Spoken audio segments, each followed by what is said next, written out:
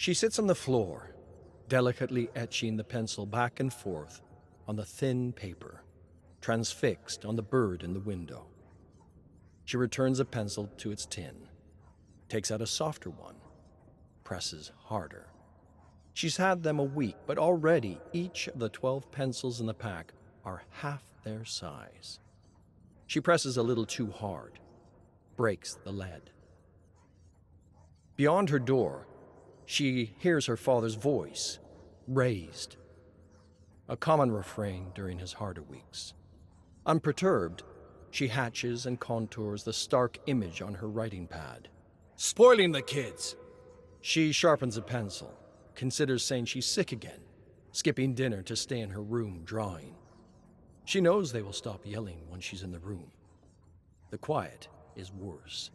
Forks scraping plates, teeth scraping forks. No words. Prepare them for the real world. She focuses on the eye. Imagines a point of light. Imagines how the light would bounce and play across the pupil. Real work. A door slams. Carmina's body shudders just a bit, and the pencil goes straight through the paper, through the eye. She inhales, flips the next page of her pad. Quietly, the door to her room opens. Her mother. "How are you, dear?" "I'm fine." Her mother takes the pad from her, grabs her backpack. "It's okay. I'll get you more pencils. But for now, let's pack these things up." "What for? Are we going on a trip?" "We might be." "Carmina, what are you drawing?" Her mother squints at the pitch-black bird on the sheet. "It's a crow. I saw one outside my window today. I've never seen a bird like this here." "Are you sure you didn't see it in one of your father's books, or maybe in a dream?" "No, Mother. It was just here." She points to the window. Nothing is there. "Mina, I don't know this word." Carmina loosens her seatbelt, leans over to Mateus. He points to one of the longer words in his book. "Murcielago." She starts to say it, one syllable at a time, before her father interrupts. "Don't help him." She pauses, glares at her father. Tears well up in Mateus's eyes as he struggles to work his way through the word.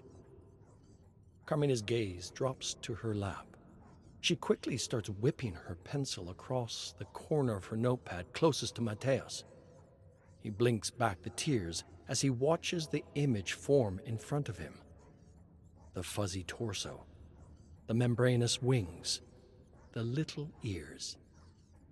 "Ah, Murcielago." He says it too quickly. Carmina's eyes dart up to the mirror again.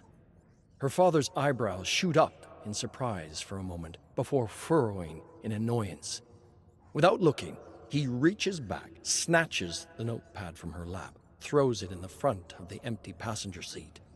"Let him learn for himself."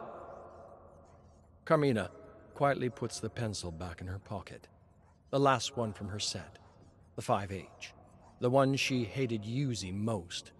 Now, all she had left from the most perfect gift she had ever received. Mateus reaches for her hand and squeezes it. They ride in silence. Rain hammers against the windshield of the old car as Carmina's mother drives down the local dirt road.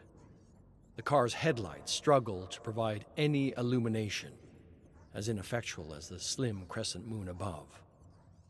Mateus gently cries, part scared, part tired. "It's okay, Maddie. We'll find somewhere to sleep soon." The car lurches left and right as her mother struggles to keep it in control. From the opposite direction, a pair of headlights slide into view. She exhales slowly, lets off the gas, loosens her grip on the wheel. The car passes. She exhales again. She reaches back, hands a sandwich to Matty. Carmina squints her eyes as a light flashes against the back of the seat in front of her. The car has turned around. Mom? Shh, Mina. Everything will be okay. Her mother leans on the gas again. A terrible grinding sound makes Matea start crying again as she awkwardly attempts to switch gear. The headlights get closer, and another pair, and another pair. Mina, her mother says. Her voice is different, direct, like she's speaking to her as an adult. They will try to break you. Don't let them. It's not long before the car is overtaken. The first one rams them, and they immediately lose traction, spin into the ditch. Everything is quiet for a moment, as the three hold their breath, bracing for impact. The quiet doesn't last long. Carmina's window shatters. A hand reaches in, unlocks the door, drags her out. Carmina screams and reaches for her brother. She grabs at air as her abductor pulls her from the wreck. She watches as Mateus is thrown into the back of one of the trucks. She is thrown into another. Her mother's taillights blink to life, and the cars start to barrel backwards towards them. Just as soon as it starts, though, it stops, as the third truck crashes into it. Her abductor starts his engine, turns back towards her home. It's time to go home to your father, Carmina Mora. Carmina sits alone on the rugged coast and stares out into the bay. A cool wind whips and whistles around the rocks as the gulls chuckle. She closes her eyes, takes in a breath of the salty air, lies back on the grass. She lets thoughts of her mother leaving, of her father staying, leave her mind. Focuses on the softness of the grass in her hands. The gentle chattering of the gulls subsides, and a new, less familiar call assaults her ears. A guttural, urgent shouting. She opens her eyes, and for a moment she cannot see clearly, as if she had floated into the clouds above. She sits up and rubs her eyes, and the world comes into view. Gone are the lazily floating gulls. In their place, jagged, pitch-black birds, just like the ones she was sure she had seen outside her house. They shout with an unnerving urgency. She shoots her neck to her left, her right. Hundreds of them, standing all around her, flapping their wings, relentless. Overwhelmed, she grabs her backpack and begins sprinting to her house. She runs and runs until their calls sink under the crashing of the water and the shrieking of the wind. Mina? Mateus looks up at her from the floor, confused. Do you hear them, Matty? Those birds? Mateus looks at her, then down at his cars. I didn't hear anything.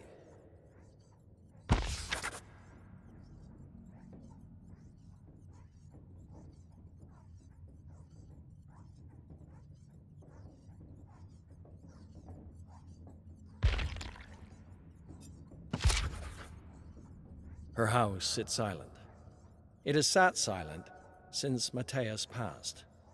Carmina goes to school. Her father goes to work. Carmina gets home, she eats, locks herself in her room. Her father gets home late at night and goes straight to bed. When they do speak, he demonstrates cruelty unlike anything from before. It's the anniversary of Mateus's death, and she is called in sick to school. The crows in the tree left that day. Back when it would sit on her windowsill, it scared her. But now that it was gone, she feels more alone than ever. She stares at a blank pad, her last pencil behind her ear, a cheap black pen in her hand. But nothing comes out. Completely bereft of ideas, Carmina goes to the backyard, breaks the pen, smears it over the tree's bark, presses the paper against the tree, squeezes it until her knuckles start to ache, removes the crumpled sheet. Almost none of the ink transfers. The smear on her paper is barely recognizable. As she walks back to the house, she hears a car pull up in front.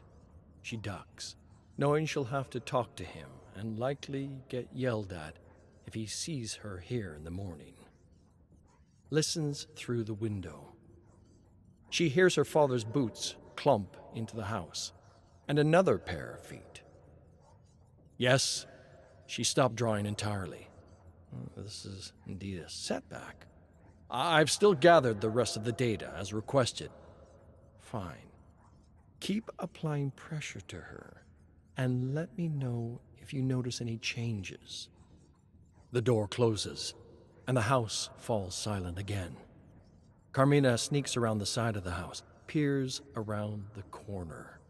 Her father and a man in a black suit get into a black truck just like the one from that night, and peel out of the drive.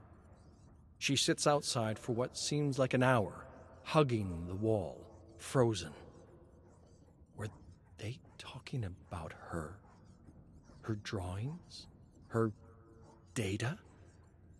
All this time that she had felt alone, this was worse than alone. This is no way to live. The night she had gone to the bridge changed everything. At her lowest, the bird from the tree came back. So did the others. They screamed like they had on the coast, but she felt no fear. She felt seen, not observed, just seen. Escaping the city was surprisingly easy. Her father expected nothing. She walked right past the school that day, to the port, stowed away on a small cargo vessel. She would have been terrified before, of her father, of the shipworkers, of the men in the black trucks. None of it scared her now. She was not alone. Perhaps Mateus sent the birds. As the boat arrives in the city, she remembers her mother speaking of a school here, an art school. She marches straight into that school, finds the art faculty, walks into the first open office she sees, starts taking out her latest works, ink on parchment, out of her faded childhood backpack. Pia? For the first time in ages, she freezes. Her mother's name. Excuse me? She looks up at the desk. A man in his 70s with a thick beard and a dusty tweed jacket stares back at her. I'm sorry, you just look So much like an old student of mine. While she is too young to enroll in the school, Dr. Figueroa has put aside time to mentor Carmina. He tells her of her mother, whose own undeniable artistic talent could have changed the nation, of her mother's disappearance from the art scene 20 years ago. He tells her of the last time he heard from her, a disturbing letter where she admitted she was pregnant and she was terrified what they would do to her child. She learns some formal artistic rules from him, some art history, but she notices he goes out of his way not to instruct her, to let her explore her talent freely. Art like this, he says, could heal the world. Each time he tells her a little more of her mother's fears, of how her mother admitted that she saw what she was painting as if it were real. Carmina never tells him what she sees: crows, fog, claws reaching from the ground. He never asks. She supposes he doesn't need to. She meets with him once a month and lives with a group of radical performance and visual artists south of the school. Some were students or recent graduates or other runaways. While it wasn't always perfect, the personalities were intense. She was thrilled to learn from them, to live in a space where she was respected, understood, especially Flores. As spring begins to blossom, the house begins to plan a multidisciplinary show, one that looks to a bright and modern future. But as spring arrives, everything changes. Dr. Figueroa went missing that day. A lot of people did. Carmina knows she'll never hear from him again. Everyone knows. Her new family begins to atomize in front of her eyes, retreating into their individual rooms, their individual practices. Everyone is afraid to express themselves. She desperately tries to reach out to them, first individually, then collectively. The last thing she wants is another quiet home. She organizes a house meeting in the salon. Even Flores slouches in her chair. I want to talk about the show. Tomas, the textile artist and dressmaker, snorts. Ah, Mina, you cannot be serious. Flores tells him not to speak to her like that. The two start shouting at each other. Louis, another painter, tries to get in between them, but only makes things worse. Carmina remembers her parents fighting, the icy silences that followed, that would last for days, weeks, the loneliness she felt. She looks out the large window in front of the house. The trees are blacker than normal. Crows. They begin to caw as well, frantically, rivaling the clamor inside. Louder, more frenetic, like the day on the coast. Enough! Her housemates freeze. She, too, freezes, shocked by the authority in her own voice. The crows immediately stop their racket, and she feels their hundreds of eyes peer intently at her. I spent enough of my life in fear. I won't go back there again.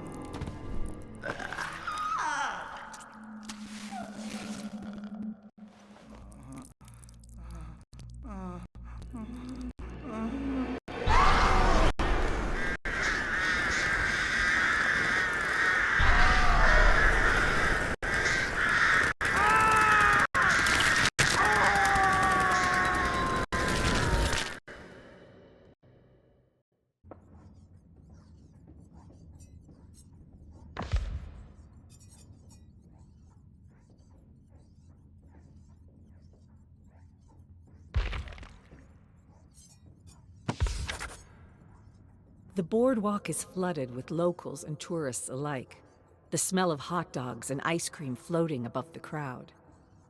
Even as the sun sets over the immense Ferris wheel, the people show no sign of turning in for the night. Zarina looks up at her father as they walk. His strides are so much longer than hers, and she can feel her grip on his oversized hand start to slip. "Dad, slow down." They've been there all day. The ache in her legs is a dull, unending moan. Her mother struggles to keep up, weaving around bright-faced families who seem determined to bump shoulders with her. She puts a hand on his shoulder. "Maybe we should call it a day." Father's stride doesn't break.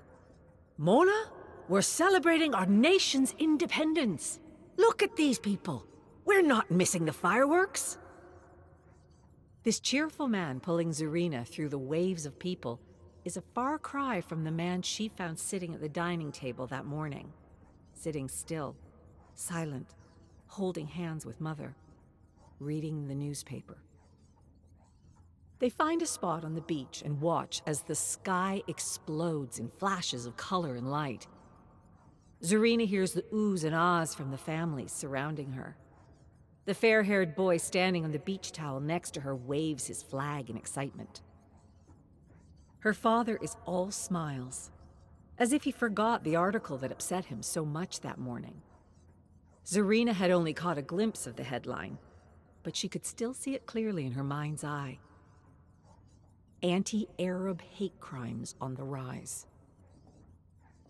Standing on that dark beach, Zarina can only watch as her father watches the fireworks, the dazzling lights fading in his sparkling eyes. The bus rumbles along Metropolitan Avenue, and the old cemetery comes into view through the broad speckled windows. Her father is in the driver's seat, his eyes fixed on the road. He only breaks his gaze when he makes his stops and says bye to the disembarking passengers. But he doesn't look back at her. Not once.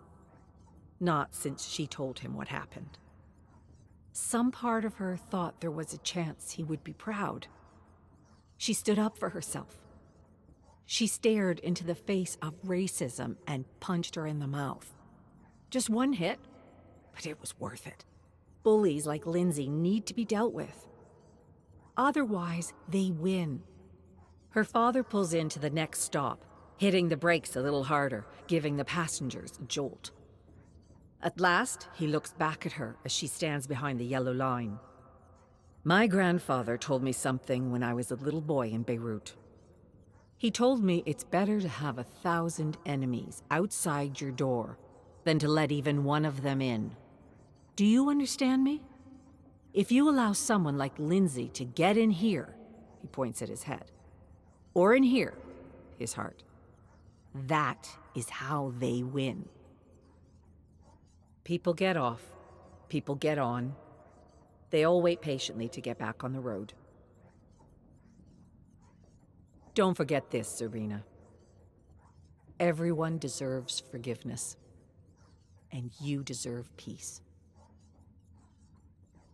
As far as he's concerned, the conversation is over.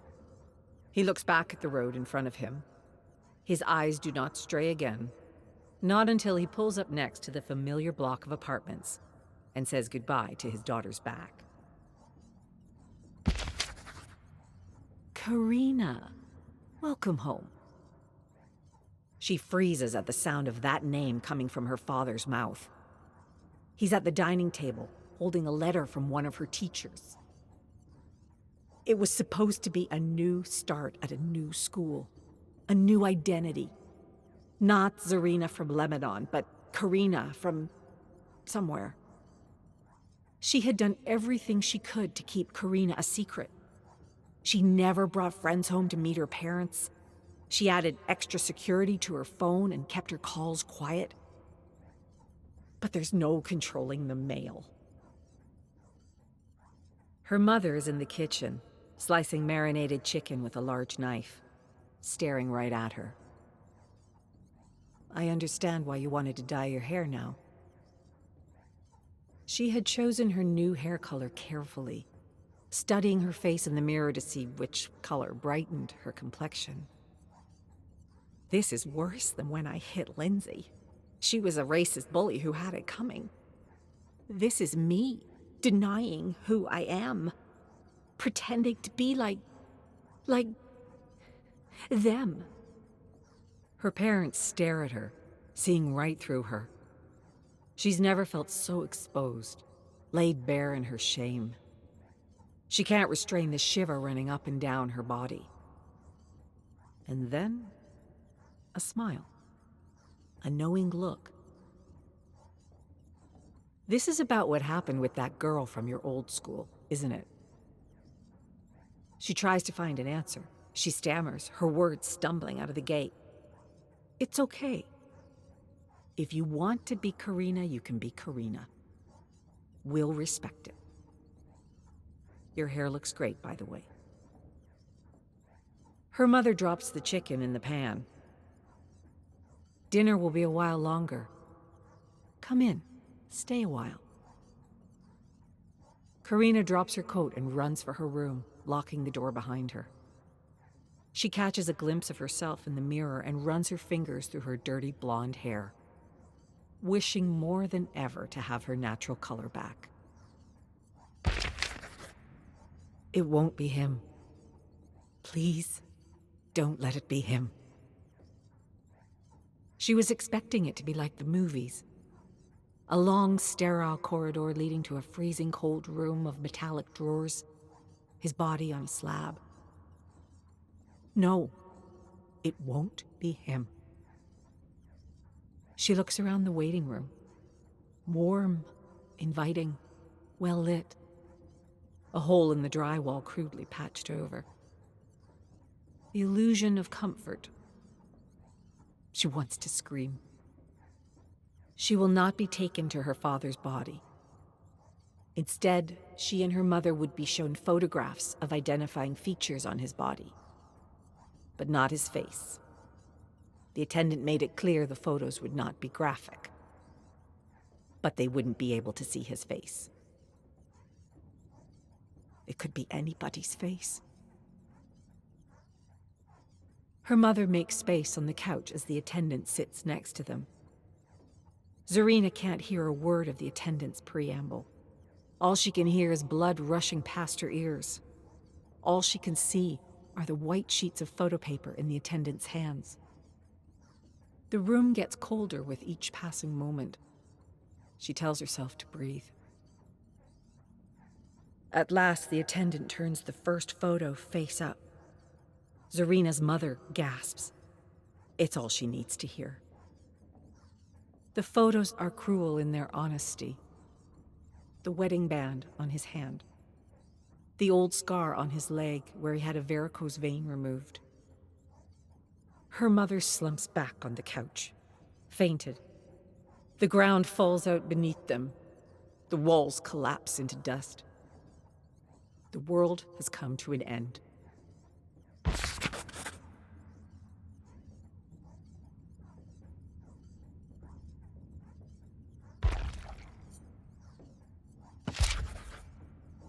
It was 2 years ago to the day that a gang member named Clark Stevenson pushed Ahmed Kassir into oncoming traffic, killing him instantly.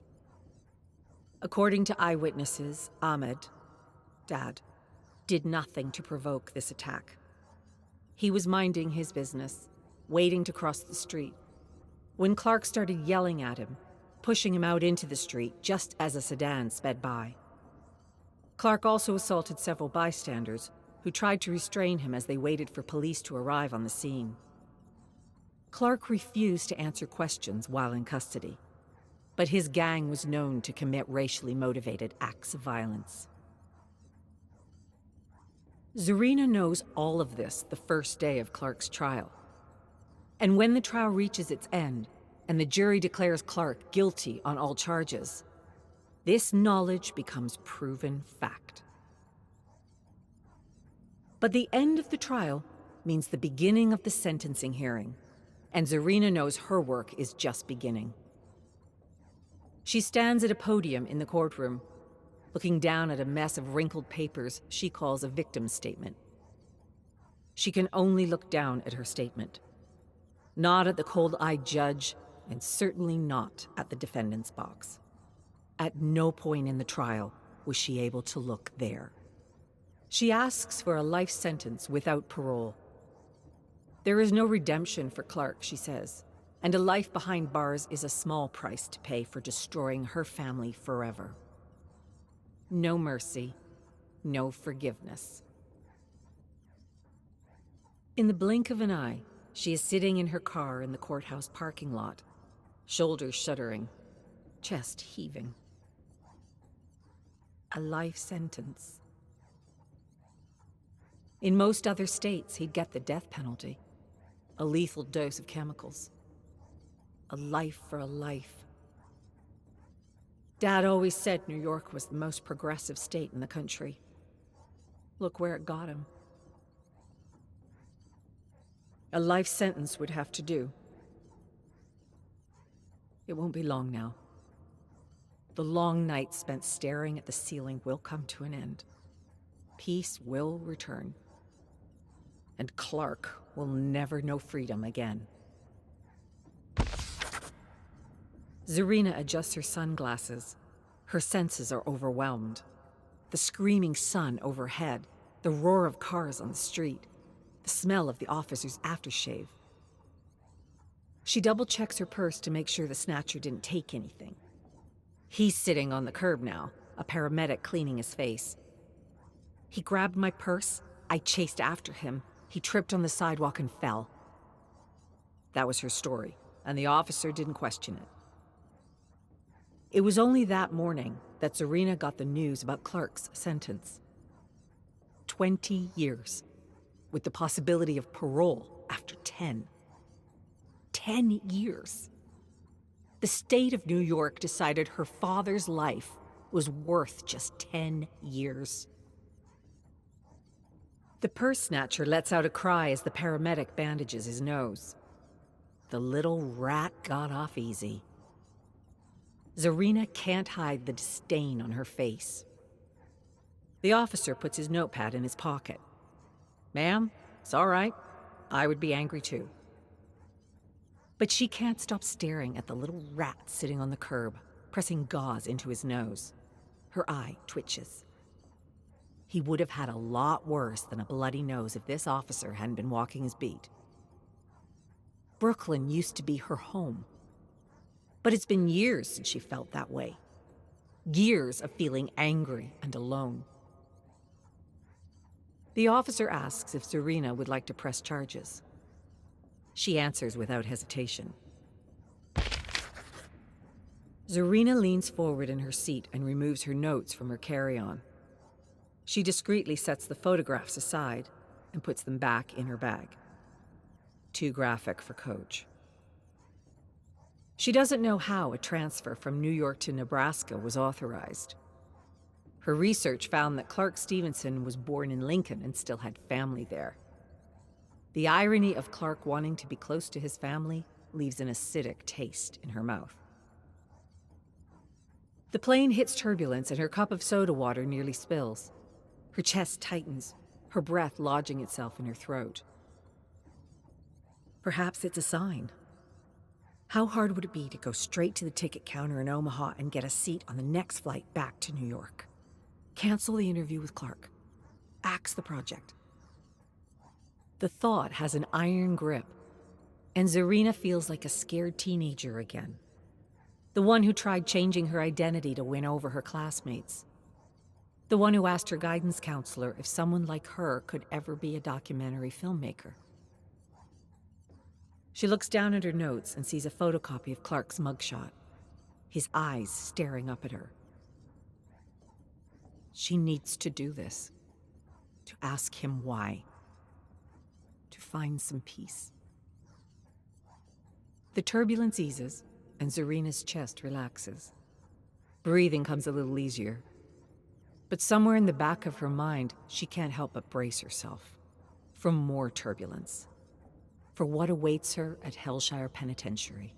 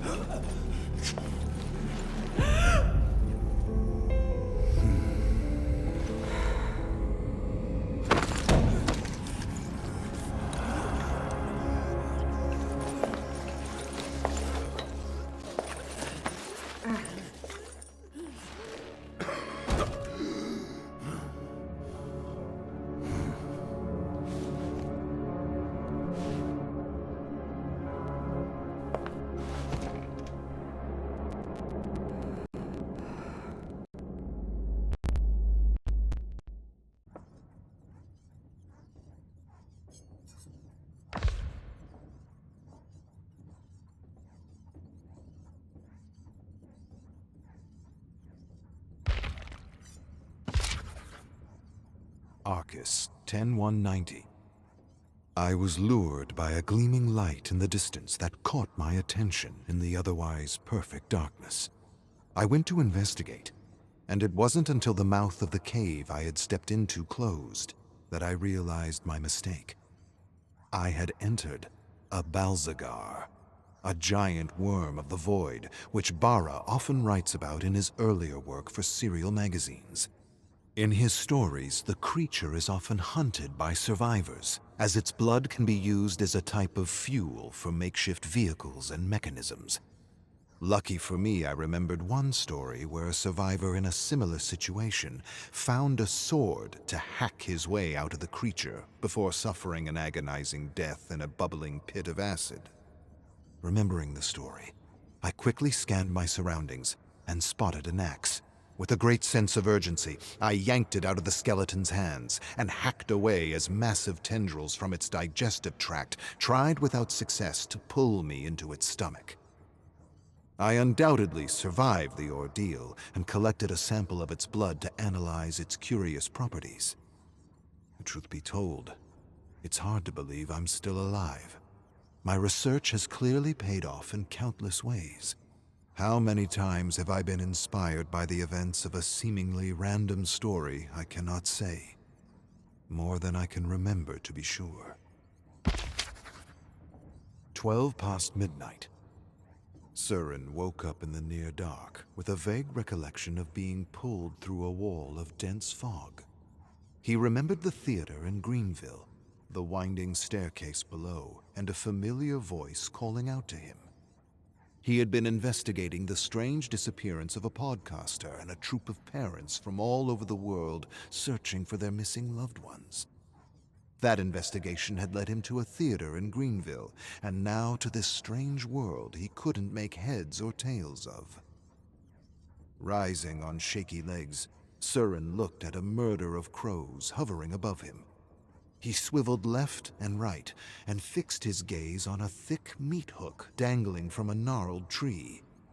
As Surin stared at the gleaming hook, he heard a twig snap behind him and ducked just as a razor-sharp claw whirred past his head. He scrambled backward as he took in a creature like a massive gargoyle approaching him. But as the creature raised its claws to deliver the death blow, the sound of a horn blared through the darkness. It hissed and turned, a moment too late. A minibus with spikes and blades attached to the grill smashed and dashed the creature to pieces. Surin looked up at the blood-covered windshield. The wipers suddenly cleared blood and gore to reveal Grace and Haley, only younger than he remembered. And beside her was her missing stepbrother Jaden and others he recognized from her videos and podcasts. They had somehow succeeded. They had found their loved ones. But where? Where had they found them? Where had they been taken to? Where had he been taken to? Surin had more questions than answers, and he wasn't even sure he wanted to know more about this cosmic hell he had been pulled into. He felt like his mind might implode at any moment. The doors of the bus opened with a squelching noise, and Olivia and Sean called out to Surin to get on the bus as a terrible shriek resounded through the realm.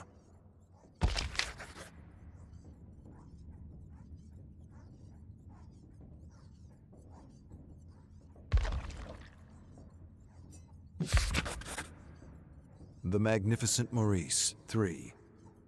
And that apparently wasn't that. The pups ignored my every attempt to scare them away and followed me through the woods, across a meadow, and all the way to the edge of a small town. I stood in the darkness staring at the glowing orange lights in the distance like fireflies. Tired, I laid down, closed my eyes, and tried to forget everything at the farm. Then I started when I felt something small push against my side. I turned with eyes wide open to see the pups curling up beside me to keep warm.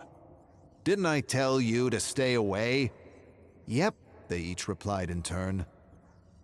I sighed and closed my eyes again. I was too tired to protest, and so I just wished them a good night. I dreamed of my mother, I didn't want to wake up. I wanted to live in that dream. When I finally drifted back to reality, it was morning, and the pups were already gnawing on bones and slurping spaghetti and all kinds of other waste they had pulled out of someone's trash. I helped myself to a few rotten apples.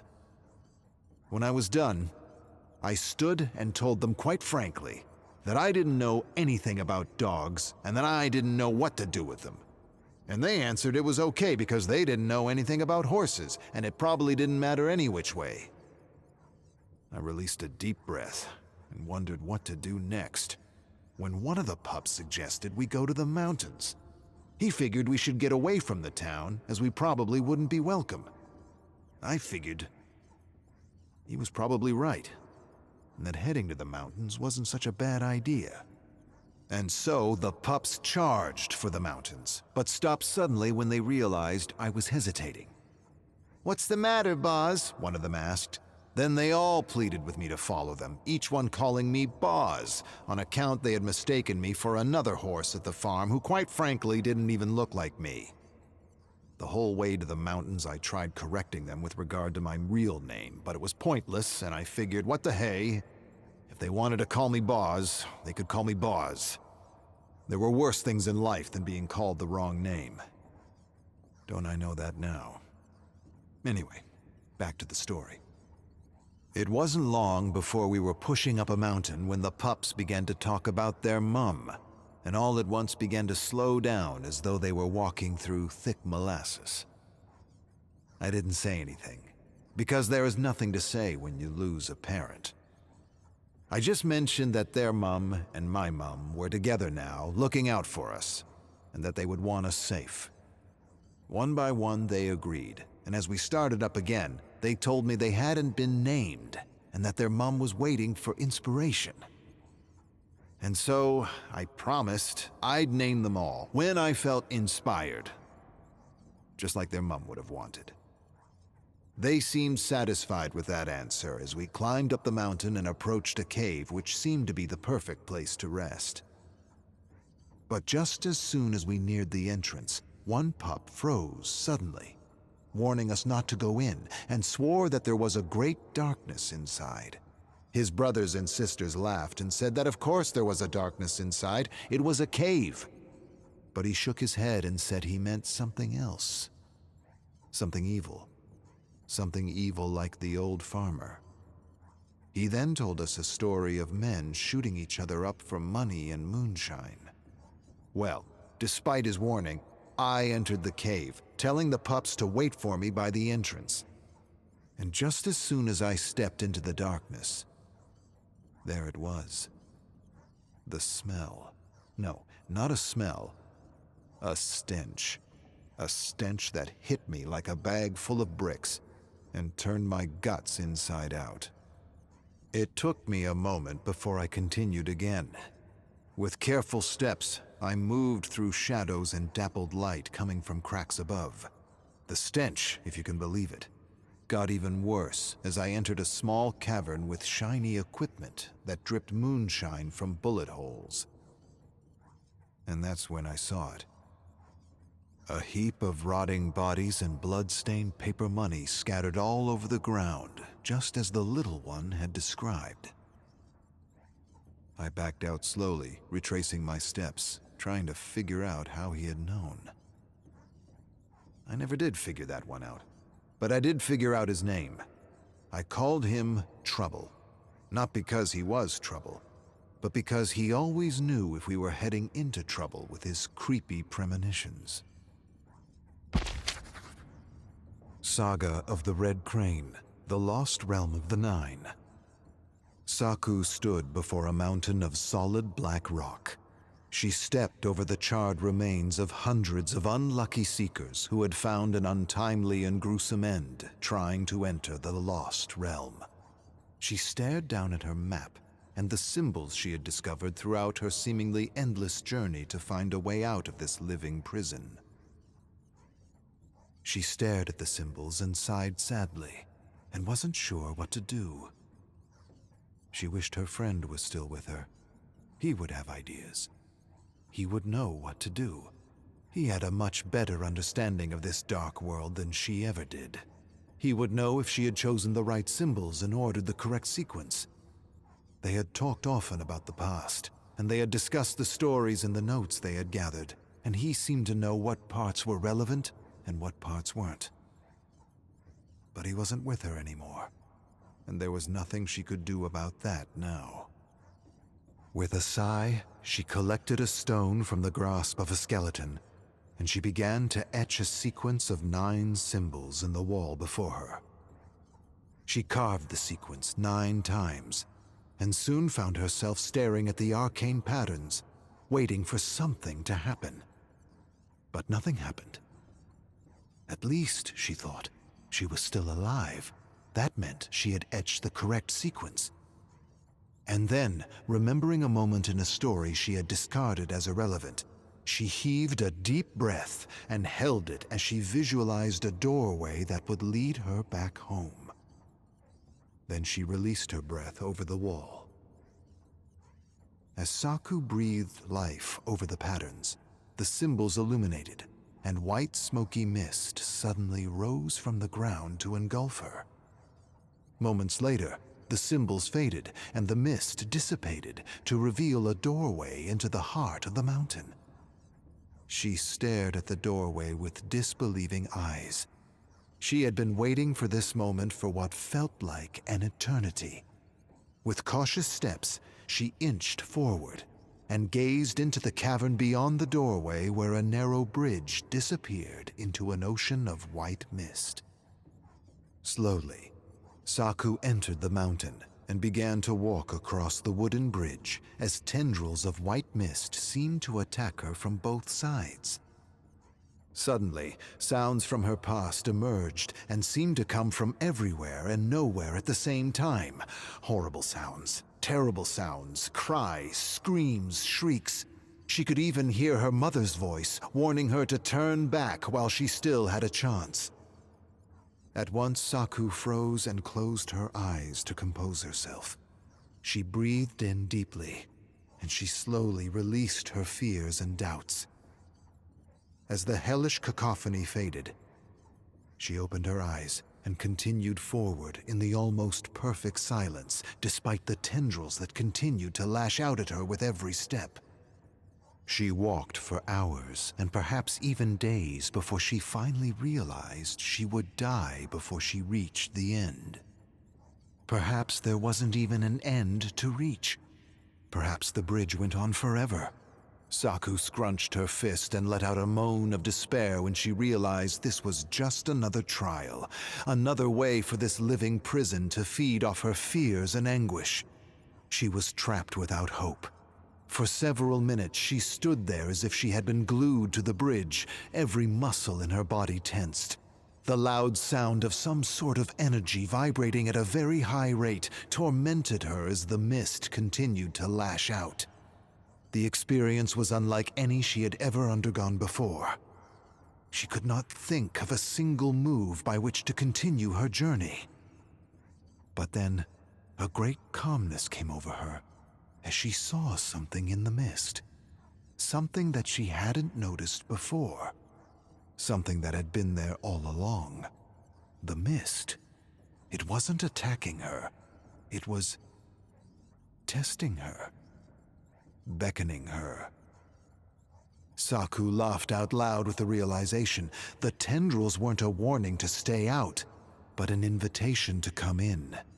She could see it clearly now, and she could see how they were trying to prevent her from continuing forward because she was going the wrong way. And so, she closed her eyes, cleared her mind, and with a fearless heart, she unsheathed her katana with a resounding ring and raised it high above her head. Then she sliced straight through the bridge and felt the world collapse beneath her feet.